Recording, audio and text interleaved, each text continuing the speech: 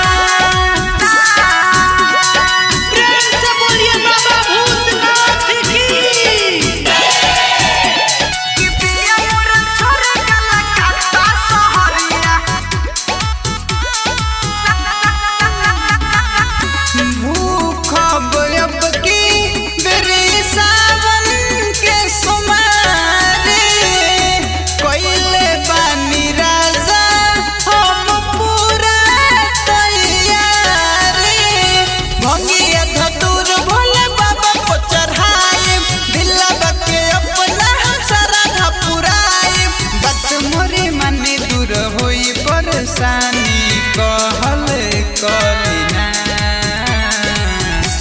कि पिया मोर छोरी कलकत्ता सहरिया देवघर नगरिया चलिना कि पिया मोर छोरी कलकत्ता सहरिया देवघर नगरिया चलिना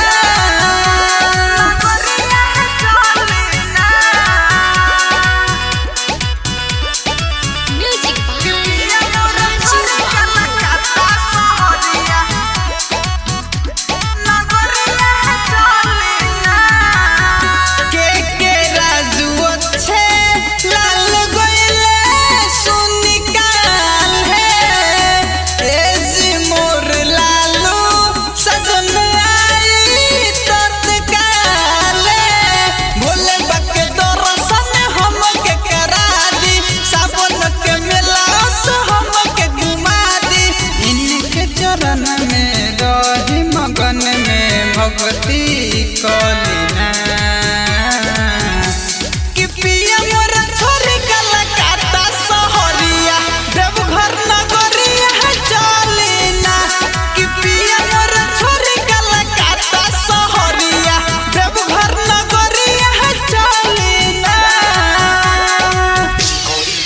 देव रिकॉर्डिंग स्टूडियो मनियारी बाजार।